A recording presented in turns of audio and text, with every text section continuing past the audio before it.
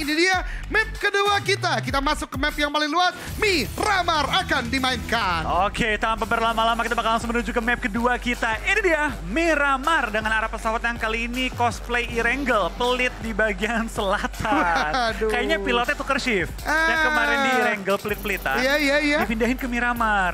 Yang Miramar dipindahin ke Erangel. Jadi turunnya sekarang bener-bener pojok selatan ini. Nah itu tuh, ini pelit. dia. Wah ini pilotnya ini ternyata pindah shift ya. Iya, dia mungkin ya. Memang ini formulanya pilot itu.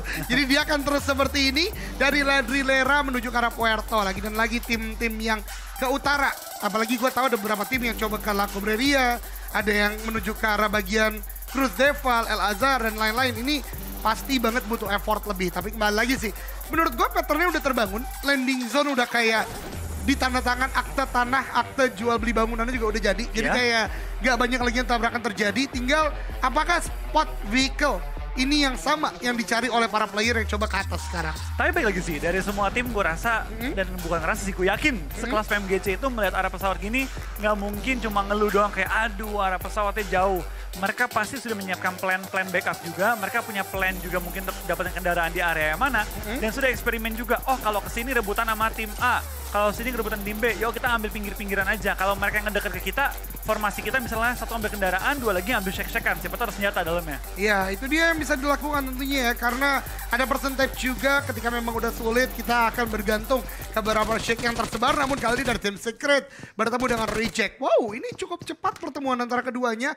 iShot tapi dapat UMP terlebih dahulu dan bisa langsung memulangkan satu player dari tim Reject. Ini ada di sekitaran LL dan ya ini opening yang cukup baik untuk tim Secret sementara waktu. Yap, kita bakal kayak ini di awal-awal tampaknya ada beberapa tim yang melakukan scrapping dan akhirnya bertemu gitu antara TS dan juga RC. Ini yang gue bilang gitu, melihat arah pesawat gini pasti akan ada sedikit clash yang terjadi, sedikit lihat-lihatan dan itu wajar gitu. Dan tinggal bagaimana masing-masing tim ini bisa bilang ya mengambil keputusan terbaik lah supaya nggak ada yang ke pick off. Tapi sementara gue lihat kayaknya dari segi poin pun sudah mulai ada gap nih Ojan antara GDGs Infinity dan juga tim-tim di bawahnya, di mana dari tim MSC mulai ketinggalan oleh Forivals, Infinity juga GD yang langsung lompat ke nomor 1.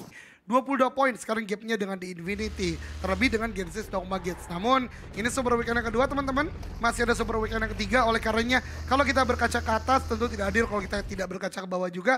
BTR pun sekarang mungkin masih di peringkat 15, tapi masih ada chance juga untuk mereka upscaling poin yang dibutuhkan. Dan ingat, ini poin yang bermain doang ya. Tidak ada poin Xavier, tidak ada poin Nova, dan beberapa tim lain juga yang tidak bermain kali ini di Super Weekend kedua. Yap, dari BTR kalau dia bisa maksimalin sisa 4 game pada hari ini Jan ya, gue rasa dia bisa mengejar minimal DX lah. Lalu membuat posisi dia lebih nyaman untuk minggu kita yang ketiga. Tapi kita bakal ada seorang Pras Teguh bakal langsung spray down ke arah depan, tapi belum menemukan targetnya, tapping tepatnya, tapi belum bisa menumbangkan Taosho yang langsung melakukan close angle, masuk ke arah compound, dan kali ini bakal menghindari peluru panas dari tim Rico Infinity. Iya, berarti Rico berhasil mendapatkan seluruh daerah dari Mountain Nuevo, bisa kita katakan ya, dan ini dia For Rivals yang gue katakan, ini jauh banget.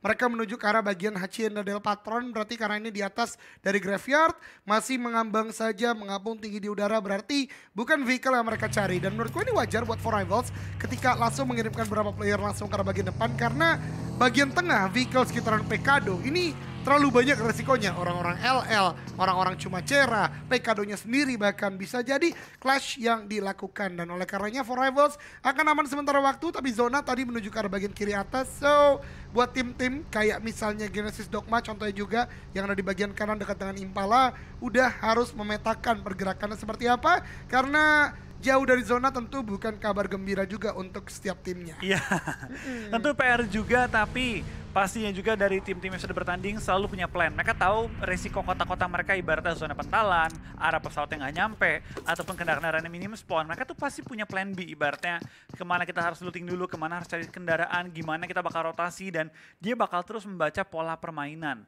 Mungkin dari segi-segi mereka melihat map juga, oh tim ini mayoritas kalau circle pental ke sini tuh gerakannya kayak gini. Tentu itu bukan jadi patokan kayak semua tim akan selalu main kayak gitu, tapi dia punya gambaran. Andai dari data yang mereka punya sepanjang 2 minggu ini ada deviasi, itu mungkin ya mentok-mentok 1-2 tim. Nggak mungkin tiba-tiba dari 8 tim yang pola mainnya ABC tiba-tiba berubah 8-8-nya. Nah, Pasti itu yang berubah mungkin 1, 2, 3 lah iya. dari 8 tim itu. Nggak mungkin semuanya berubah total. Iya itu dia ya. Dengan adanya anomali yang terjadi terus pasti ya harus terus dilihat, harus terus dipantau. Tapi gue setuju sama Flow, nggak bakal semuanya bener-bener berubah tok gitu loh ya. Benar-benar tentu akan ada pattern yang terjadi lagi dan itu yang mungkin bisa menjadi salah satu basic knowledge dari para coach, analis, you name it, untuk bisa membuat tim tersebut bergerak lebih baik lagi masuk dalam zona. Mungkin satu contohnya Jan, itu ketika dari Infinity terus-terusan dipotong di jembatan Erangel. Ya, Itu, sama 6-8 ya. Iya, tapi mereka ngelakuin hal itu ulang yang gue pertanyakan.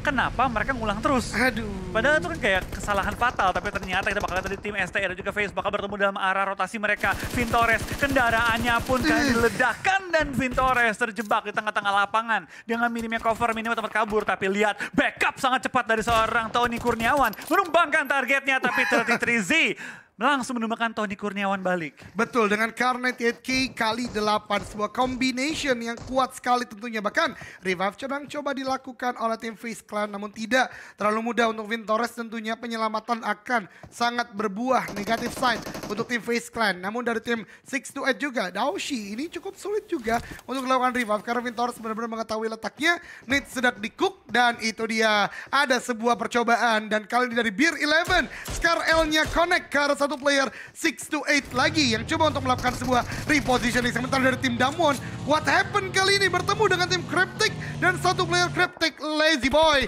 dipulangkan ke lobby dan FaZe Clan lihat pergerakannya udah mulai masif, maju ke arah bagian depan karena tahu Sunan di bagian atas, jadi benar-benar maju ke arah bagian depan. Tapi Beer 11 ter-take down, tinggal misalkan Mr. Five di bagian depan. Tapi lihat dari seorang Tony Kurniawan bakal maju juga nge-backup teman yang sedang fight kali ini. Mr. Five memenangkan fight yang begitu krusial, menumbangkan pemain dari STR dan juga menyelamatkan posisi dari timnya kali ini. Dari Beer 11 bisa di-revive juga dan Mr. Five benar-benar menjadi ujung tombak yang handal bagi tim FaZe Clan. Dimana mereka langsung memenangkan fight-nya, membuat seorang Sunan nggak bisa gerak kemanapun. Ke bawah perang udah nggak mungkin, 1 lawan 4, bertahan di atas pun bakal dikunci. Tinggal mungkin coba untuk kabur atau nge-pick off player-player yang lagi jauh jaraknya dengan teman-temannya. Betul, ini berarti 2-0 untuk FaZe Clan ke arah 6-8 di hari ini. Karena Erangel sebelumnya juga mereka berperang, saling melakukan pertahanan yang coba dibangun. Tapi what? Sunan coba bicara bagian bawah justru terjatuh. Wah ini lemes sih Sunan langsung sih.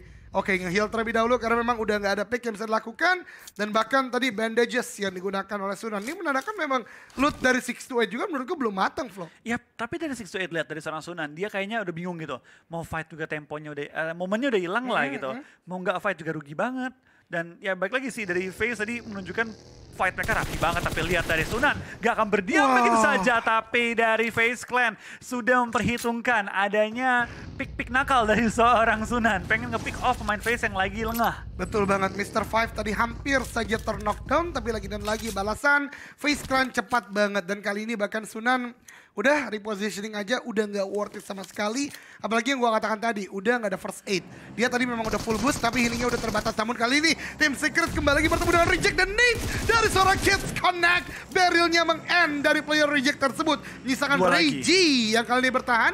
Dan satu player Reject lainnya tidak terpantau di bagian minimap. Berarti memang jalur rotasi sedang dibangun oleh kedua belah pihak kali ini. Iya, tapi lihat dari seorang Kid tampaknya dia langsung melakukan smoke up kali ini dan coba untuk men-take down seorang Reggie. Karena dia tahu bahwa Reggie ini sedang terpisah dari teman-temannya dan ada backup juga dari anggota tim Secret lainnya kali ini. RC bener-bener ya, dari awal turun ke pick off, ketemu lagi dengan Tess. Bahkan Kid menumbangkan seorang Reggie, menyisakan satu pemain terakhir dari tim RC berjuang seorang diri sementara waktu ini. Iya betul banget, dan sepertinya jauh itu kita lihat di bagian minimap, di bagian open field, di bagian selatannya.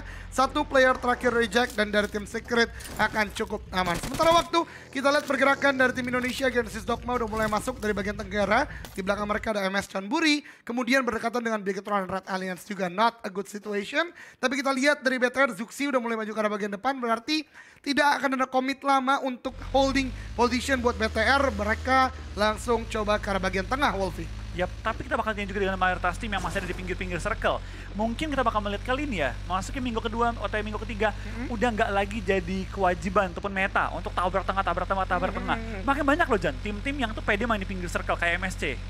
Dan satu hal juga lu sempat bahas ketika sekarang tim tidak hanya dari perspektifnya ujung atau tengah dari circle, tapi mereka lebih berani untuk bermain rotasi jauh. Nah, Entah itu. itu nabrak zona terlebih dahulu kayak yang dilakukan oleh Stalwart tadi, kali ini juga dilakukan oleh tim Secret pun juga reject. Ini menurut gue gerakan-gerakan yang tentu muncul karena melihat behavior dari lawan-lawan yang udah mulai beragam. Namun kali ini pertemuan di bagian utara, Stalwart dan juga For Rivals masih di sekitaran San Martin dan juga Power Grid kali Tapi ini. lihat dari For Rivals, mereka bakal langsung rotasi kembali. Apakah mereka bakal puter atau bakal coba potongin lawannya? Ternyata enggak. Mereka bakal bermain lebih pasif dan mungkin fokus rotasi. Tapi bener sih Jan, kayak kita masuk ke minggu pertama. Banyak yang bilang, wah mainnya kacau banget, tabrak-tabrakan. Karena nggak ada data gitu.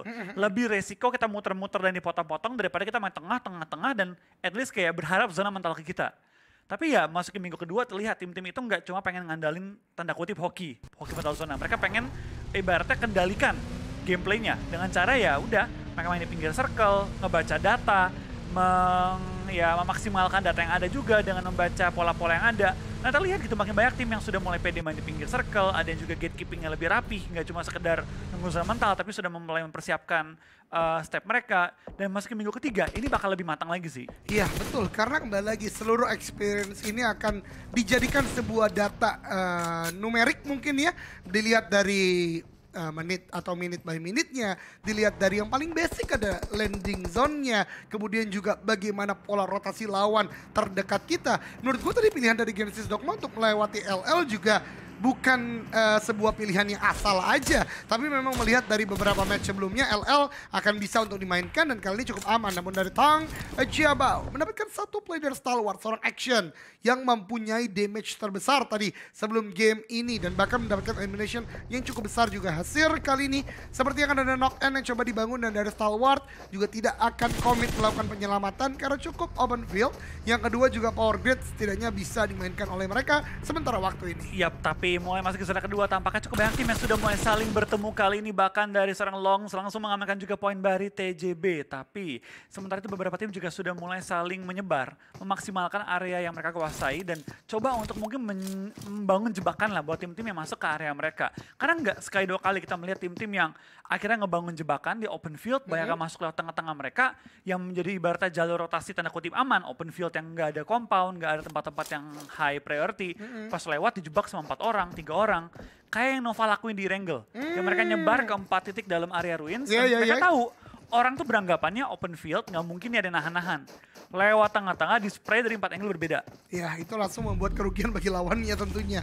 Dan itu adalah salah satu perspektif yang menarik banget kalau kita terus ikutin PMGC teman-teman semua. Karena banyak banget menurut gue play-play yang keluar dari norma utama dalam artian harus compound nih untuk melakukan sebuah penjegalan. Harus masuk tengah zona nih biar aman tembakin yang lainnya. Ini banyak banget sekarang gameplay-gameplay baru yang terjadi dan menurut gue harus diikuti karena ini adalah Global Championship. Dan lihat ini yang dibahas oleh Flo juga tadi banyak rotasi di bagian luar. Tapi dari Genesis Dogma bertemu dengan Begatron Red Alliance. Bahkan kali ini 2 player dari GD langsung dipulangkan ke lobby, misalkan Satar dan juga Daybot. Pertemuan yang tentu kita tidak ingin lihat tapi terjadi dan ini menunjukkan lagi dan lagi sisi positifnya adalah Indonesia memang kompetitif dan sangat sportif. Dan kali ini dari Rico akan mulai push ke arah bagian atas. Ada satu tim dari 6 to 8 tadi, satu player terakhir seorang Shunan kali ini akan melakukan sebuah nade menjadi sebuah penjagaan. Cook cukup matang, lempar ke arah bagian depan tapi pintunya tertutup, ditinggalkan, ditiadakan dulu nade-nya. Namun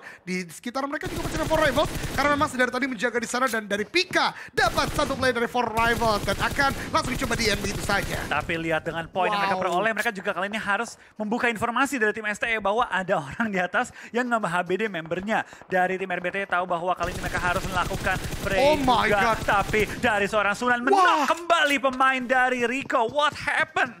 Apa yang mereka lakukan bukan yang nge-push ke arah player sendiri, tapi malah membiarkan mereka ngebelakangin player yang punya angle enak. Itu paling hal yang harus tidak dilakukan sama sekali untuk membelakangi lawan. Padahal informasinya jelas ada lawan di sana. Dan sekarang hanya menyisakan Anas seorang diri saja. Akan melakukan close quarter combat. Namun dari Sunan akan melakukan cook nade lagi. Ada bait cook saja. Tapi Anas juga ingin melakukan hal yang sama. Ini dia Sunan melemparkan sebuah stun grenade. Akan maju ke arah bagian depan. Tapi sepertinya tidak membutakan player dari tim Rico. Itu seorang Anas. Akan mulai maju Sunan membelakangi dari Anas. Masih saling berdansa dalam rumah panjang ini. tapi Sunan menjaga benar-benar disiplin dan tembakannya coba dilakukan. Tapi lihat dari seorang Sunan membuang cukup banyak peluru kali ini menjadi chance bagi tim Rico kali ini untuk seorang Anas maju ke depan dan memenangkan fight-nya kali ini bagi timnya. Tapi ternyata baru menangin fight, datang lagi nih lawan yang berbeda yang pengen mengambil keuntungan terbesar dengan third party dari FaZe Clan, dari Tony Kurniawan bakal langsung menuju ke arah rumahnya mencari targetnya. Tapi Anas seorang diri harus menghadapi 4 player kali ini. Apakah dia mengubah keadaan atau akankah ada lagi pengganggu dari bagian high ground? Tampaknya For Rivals yang dari tadi sudah memantau fight-nya melihat bahwa oh ada third party nih, saatnya gue ngambil keuntungan terbesar. Betul, berarti Anas tidak hanya melawan 4 lawan FaZe Clan, tapi 4 yang lain itu For Rivals di bagian atas. Not an ideal situation tentunya, karena dia hanya bisa bertahan sendirian saja, tapi Nate dilempar matang sekali karena bagian dari tim FaZe Clan, tapi tidak mendapatkan sebuah knock dan Tony Kurniawan maju. And that's it. And untuk tim Rico pulang ke lobby dan Tony K masih bisa melakukan healing. Iya, kita bakal dari seorang Tony Keanu kan, bakal bertahan di area rumahnya. Tapi sekarang mereka juga ada For Rivals yang bakal menjaga bagian high ground, tapi dengan zona yang shifting ada satu pemain For Rivals yang sudah menuju ke area Pekado. Ini yang gue suka dari permainan tim-tim nih. Mulai masuk ke minggu terakhir banyak yang pede untuk melakukan scouting, langsung menyebar dan langsung secure area-area di pinggir-pinggir circle. Betul banget, dan ini kekuatan rotasi dengan 4 vehicle yang berbeda, di mana kalau dari satu tim yang menjadi atau menjegal tidak komit ke satu vehicle aja, ini benar-benar sebuah distraction ya, karena tidak bisa bergerak ke arah mana. Tapi Yuhai dapat Nuzi dari The Infinity. Ini jelas karena memang gerakan mereka adalah lewat jalan raya, di mana compound rumah tersebut dijaga oleh Bigetron sangat kuat. Tapi dari seorang Epi yang membuka jalur tim For Rivals malah tertangkap kali ini, dan GD pun bakal bertemu, dilewatin saja. Dia sadar nggak ya? Rauf sadar nggak ya? Wah, tadi sih Satar sih bener-bener action banget ya. Langsung nge-front, baginya lewat ke atasnya. Udah kayak pasar malam.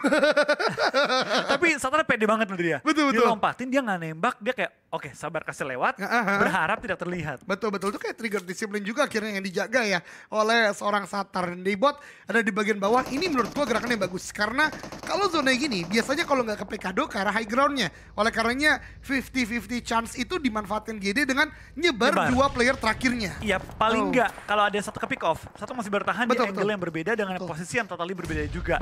Kalau zonanya ke tengah-tengah mulu, mereka punya 2 angle berbeda untuk perang dengan tim-tim lain. Tapi lihat dari Tony K, bakal langsung melakukan spray down. Sayangnya belum menemukan target secara utuh, tapi dari For Rivals, player mereka ada knock out yang membuat keadaan cukup sulit untuk mereka menahan pinggiran zona. Karena dari FaZe Clan menjadi gatekeeper di pinggir zona kali ini. Iya, dan di bagian high groundnya juga masih dikuasai oleh Tong Jiabao. Dari DRS sepertinya udah mulai lepas dari pantauan Long Z, namun masih ada Hasir juga yang menjaga kali ini. Beberapa vehicle digunakan DRS, ini berdekatan banget dengan beberapa lawan-lawan lainnya. Sementara For Rivals, FaZe Clan fight belum usai, tapi satu player dari For Rivals pun belum sempat untuk melakukan revive. Namun dari FaZe Clan kayaknya lebih memilih untuk masuk zona aja, mengingat mereka juga melakukan gatekeep, tapi nggak boleh terlalu lama juga. Bisa jadi bukit-bukit yang terbatas tersebut diisi oleh tim lain juga. Iya, kita bakal juga dari tim FaZe Clan langsung melakukan clearing secara utuh di pinggir-pinggir circle, sembari mereka pelan-pelan masuk ke pinggir-pinggir circle-nya. Tapi ternyata dari tim STE pengen mengambil keuntungan terbesar dengan melakukan third party terhadap tim FaZe Clan dan coba menabrak area mereka. Karena dari tim STE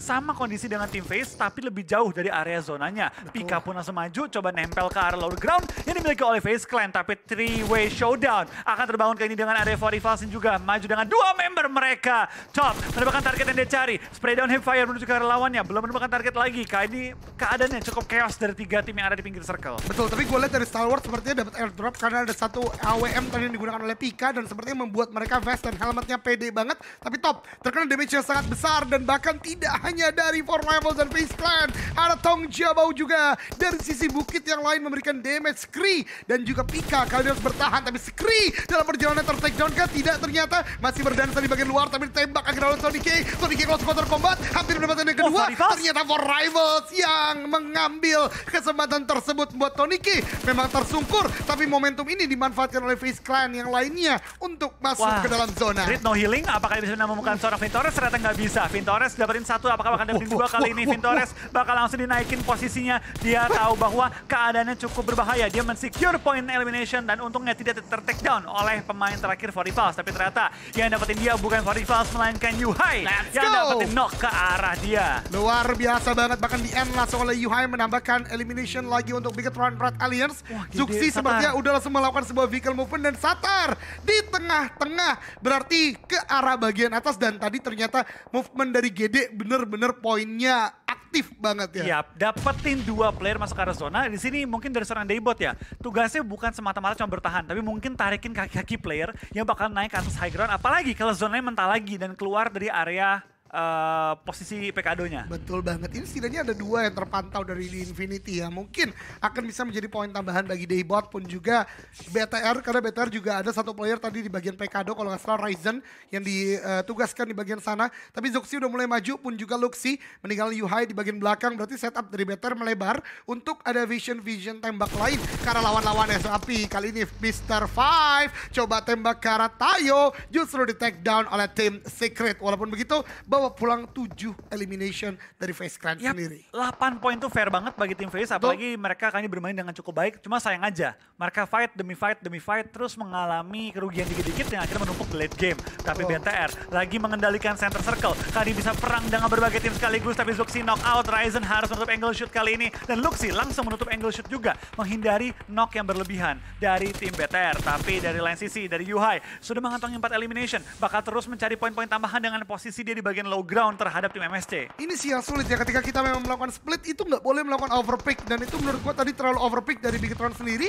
Ada revive yang sudah berhasil dilakukan tapi low HP banget dan lihat MSC maju ke arah bagian depan now dan ideal situation bahkan Ryzen memang masih hidup tapi tertutup kali ini visionnya. Ponsai mencari tembakan dari bagian belakang. That's the point. Ryzen save the day untuk sementara waktu. Tapi Ryzen juga harus berhadapan dengan 1 player lain dari MSC di mana Yuhai masih di bagian belakang ternyata cukup sulit dan ternyata Ryzen berhasil dengan kawan-kawannya meratakan MS John Burikara ada tim Secret di bagian luar yang ikut andil dalam perang kali ini. 8 eliminasi dikantongi oleh tim BTR kali ini, tapi tentu mereka dalam posisi cukup berbahaya. Ada 2 player mereka knock out, perlu revive secepat-cepatnya.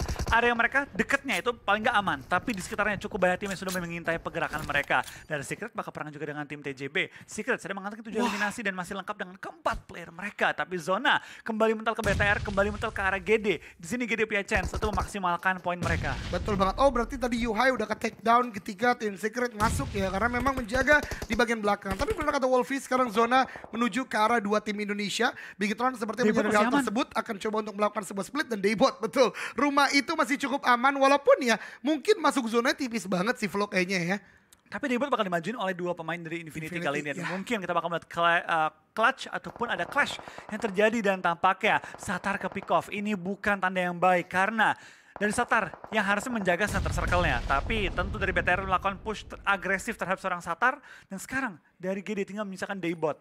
Andai Daybot bisa nahan ke top 6 saja itu lumayan banget sih 4 poin. Betul banget, akan menjadi poin besar juga ya. Tapi sepertinya dari The Infinity menyadari ada pergerakan Daybot karena ada smoke yang memang dibangun juga oleh Daybot. Tapi Ryzen ter-take down oleh Tong Jiabao lagi dan lagi ya. Tong Jiabao adalah tim yang cepat banget untuk kontrol di bagian tengah. Tapi masih ada si kembar Zuxi dan Luxi. Walaupun Nate tadi cukup connect ke bagian depan. Kids mencoba mencari tapi Zuxi belum melakukan healing. Tembakan ke bagian depan. Low HP banget dan knockdown dari Zuxi. UMP yang tajam. Namun Tong Jiabao Longzi, kenapa sih nggak biarin dulu fight gitu ya? Tapi ya itu ya Battle Royale high ground control memang sangat sempurna dari Tong Jiabao dan Zuxi.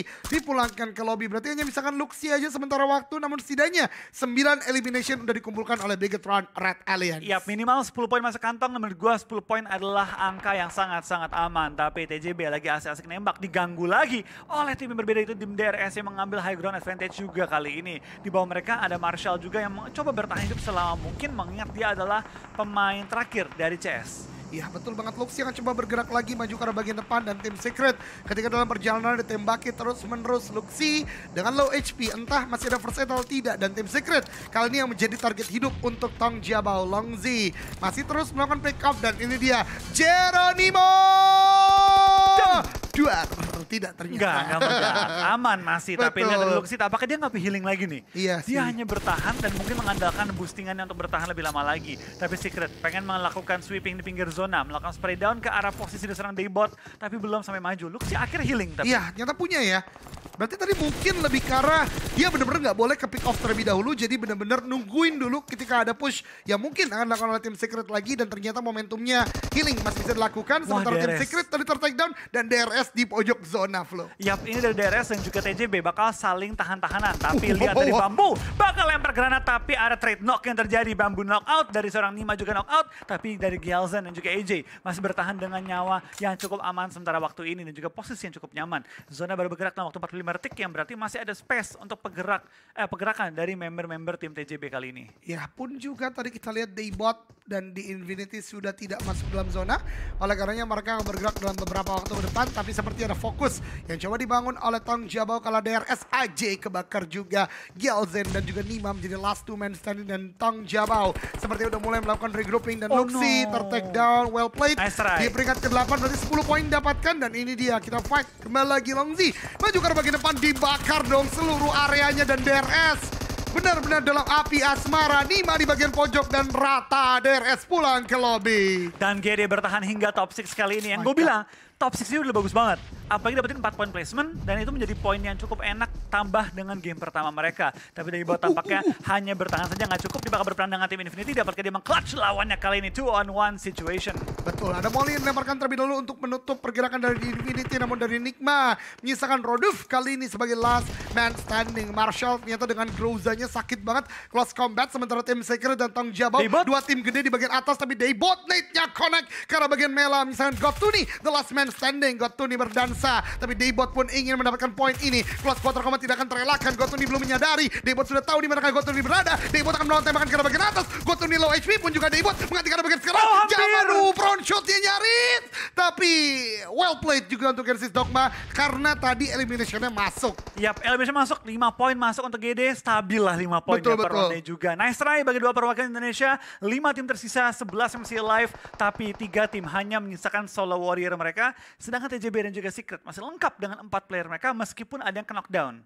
Ya itu yang terjadi untuk sementara waktu, dan Gotuni dari di Infinity tentu akan settling up position aja, nggak bergerak ke mana-mana. Tapi tim Secret dan juga Tong Jabau, ini dia dua tim yang masih punya kuantitas yang cukup prima. 4 untuk keduanya, namun low HP untuk tim Secret. Nyata Gotuni hampir mendapatkan momentum tembakan ke arah bagian atas, tapi ini justru membuka posisi dari Gotuni sendiri yang sekarang tinggal sendirian di selatan zona Wolfie. Tapi kayaknya dari Gotuni nggak terlalu peduli deh, karena dia sekali nge-pro, dia bakal aman banget, dan dia mungkin pengen malah bikin dua tim ini fight. Kan kan supaya mengebuka momentum dari kedua tim ini. Iya, karena itu yang harus dilakukan ketika kita udah last man standing, dan Bambu pun juga Manhunt menjadi last two man standing, menjaga di bagian high ground. Ada pressure coba dilakukan, tapi Raduf lihat. Raduf akhirnya membuka tembakan. Tong Jabau hanya misalkan 1 orang, tapi bisa ada cryptic ternyata loh. Masih ada cryptic di depan sana. Raduf seperti agak cukup panik, mau melakukan sebuah end, tapi ternyata itu dia berhasil di end. Nate dari jumper akan membuat sebuah jumping position dengan Nate-nya. Itu dia 2 pulang, 3 bahkan rata Tong Jabau. Dari Secret berbeda dengan sangat baik kali ini, dan malah kali ini dari Solo Warrior bertahan dengan 3 tim yang masih bertahan lebih lama lagi. Tapi NJX bakal dipulangkan, 2 Solo Warrior masih bertahan kali ini. 4 lawan 1. Kali ini dari tim Infinity, dari tim CS tahu bahwa mereka nggak bisa WCD. Yang mereka bisa lakukan adalah berharap tim lainnya tumbang. Tapi ternyata gue berbicara terlalu cepat, karena dari Marshall dapetin 1 target, lempar bom kedua, hampir dapetin seorang Kid kali ini. Dan Gotoni berharap bahwa 2 tim ini fight, kenok-kenokan, gue bakal ngambil keuntungan terbesar. Betul banget. Gotoni masih ngeliatin di bagian bawah, bener-bener diem doang dia. Dia udah harusnya bisa melihat Marshall yang berdansa di bagian pinggir, tembakan ke bagian depan, tapi ternyata tim Secret just too strong. Sekarang tinggal Gotoni melawan Secret. 4 orang Gotoni baru berdiri. Ya sudahlah ya, quite anticlimactic but congratulations untuk tim Secret mendapatkan chicken dinner dengan 8-11-14 elimination. Lagi-lagi dari region SEA mendominasi pada hari kita yang ketiga kali ini, dan kali ini giliran dari tim Secret mendapatkan poin-poin maksimal. 29 poin masuk kantong mereka, tentu menjadi game yang sangat baik bagi tim Secret untuk mulai mengejar poin-poin tambahan lagi.